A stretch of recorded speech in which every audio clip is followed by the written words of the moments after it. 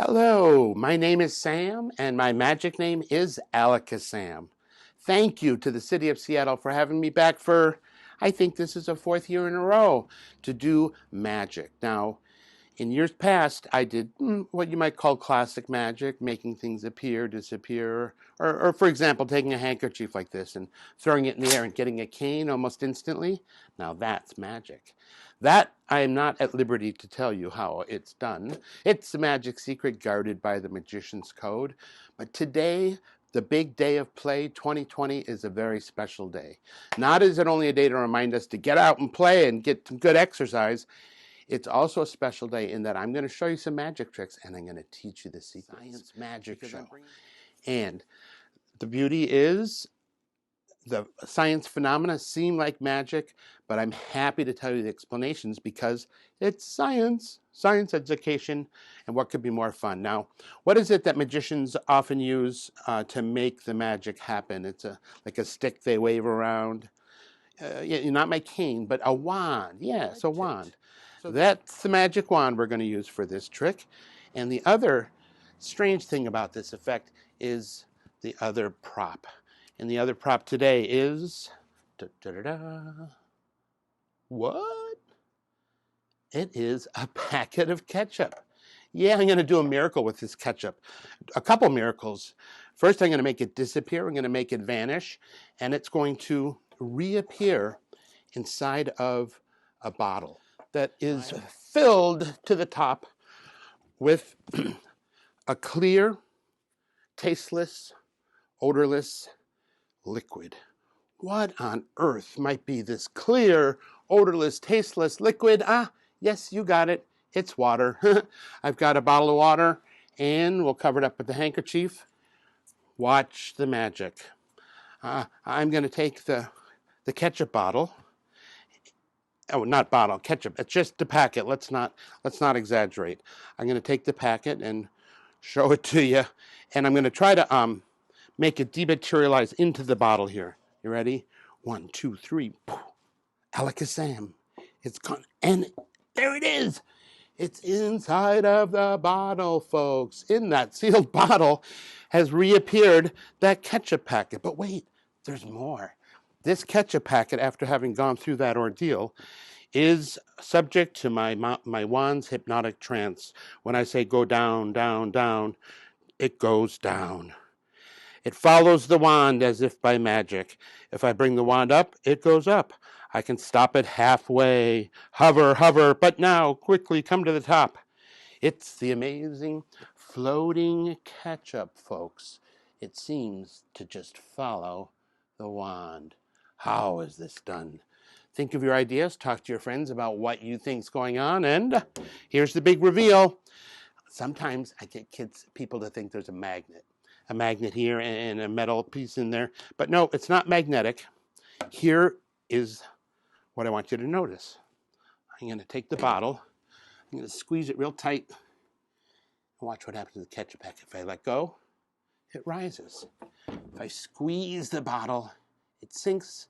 If I let go, it rises. What we have here, folks, is something called a Cartesian diver.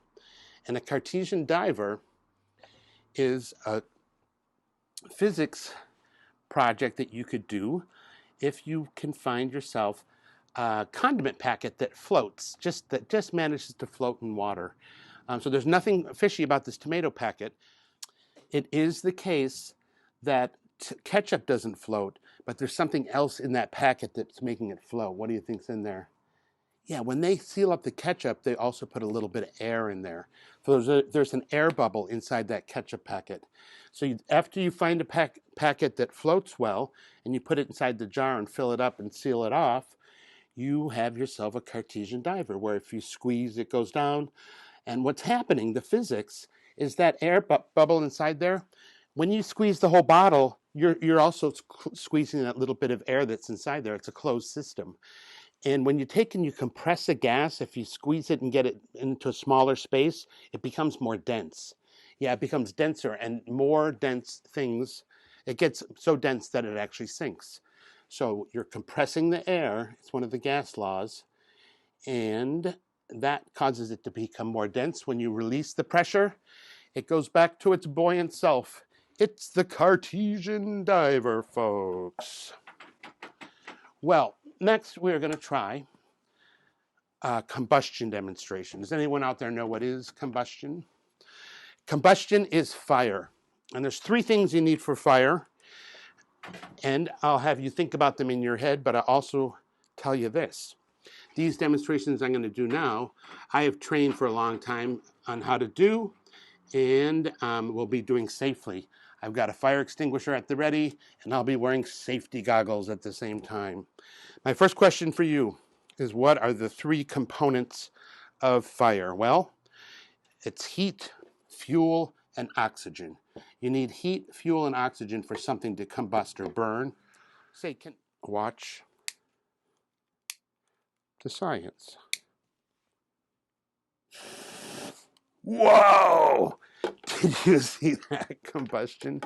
Now again, trust me, this is done in a very safe way. It is the case that the heat, fuel, and oxygen I used today were this. The fuel was something called lycopodium powder. Lycopodium powder, it's actually moss spores. It's a very, very, very fine powder. Now, when it's clumped up or in a container like this, it is a fuel, but it doesn't burn. It won't burn as a powder, and I can demonstrate that by lighting a match and putting the lit match into the lycopodium powder, and let's watch what happens. What happens? It went out. Why did it go out? Well, down inside the powder, there's no oxygen. You remember, oxygen's a part of combustion, so it put the match out.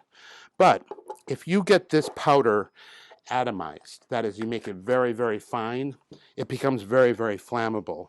So I will once again show you combustion with lycopodium powder, and there's also a science lesson and safety warning that besides don't play with fire at home, but it sometimes would happen that grain elevators or grain silos, especially when they got very empty and there was just a little bit of grain left, they would burst into flames, explode, totally combust.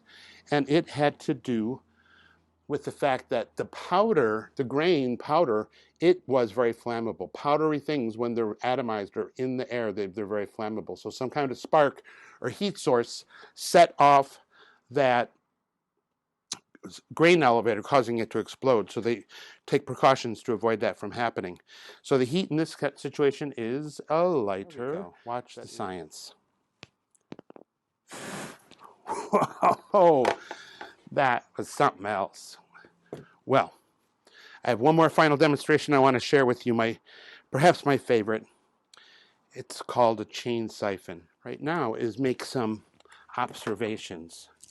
What do you observe here? What does AlakaSam have? What is it that I have here? They're not magnetic marbles. Magnetic marbles are cool. This is a magnetic, it's not magnetic. This is beaded chain.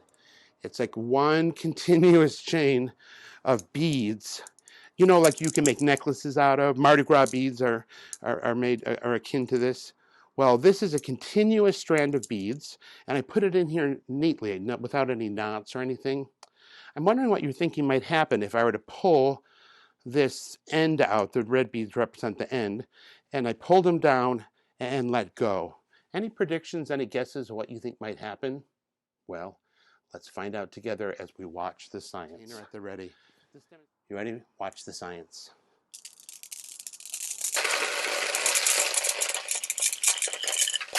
Wow, that was wild.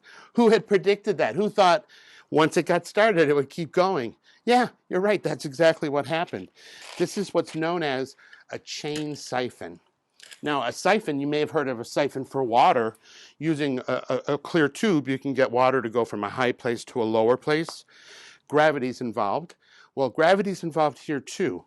I've got some more beads, by the way. This container's got over 4,000 beads. It's one continuous strand. But I want you to watch for the beads arching up out of the container and be thinking about, why is that happening?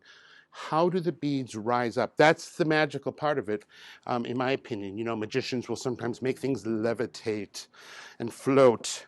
Today, I'm making the beads float. So here comes strand number 2. Whoa! Oh, awesome.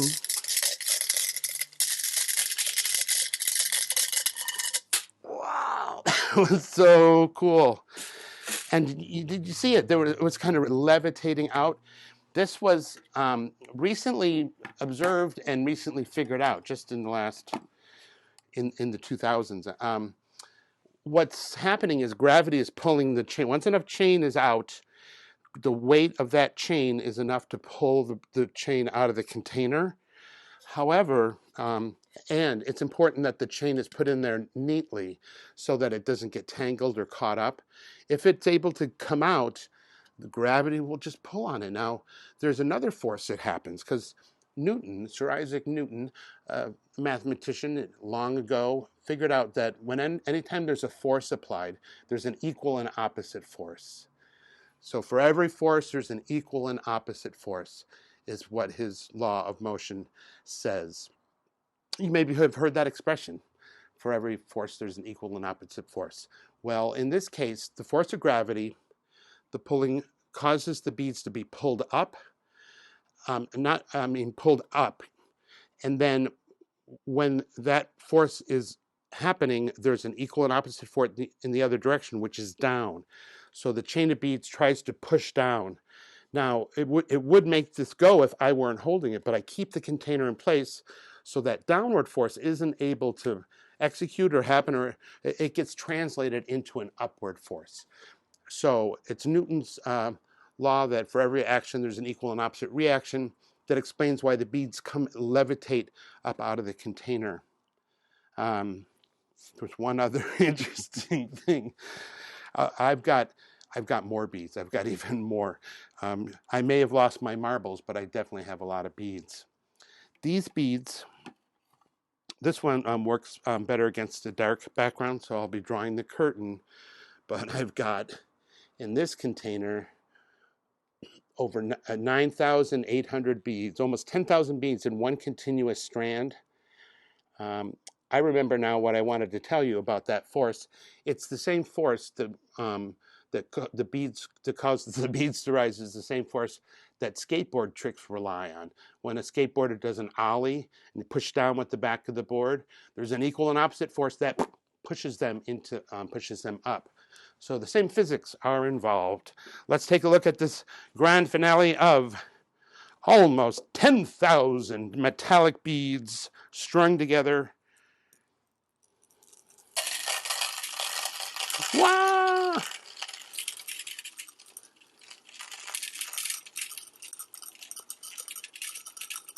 So physics students will do this off the side of buildings to really get that arch up there. Because the higher up it is, the higher the arch can go. And that, ladies and gentlemen, is Science Magic by AlakaSam. Have a wonderful big day of play for 2020. Thank you so much, City of Seattle, for including AlakaSam once again. And I hope to see you all in person soon. Bye-bye.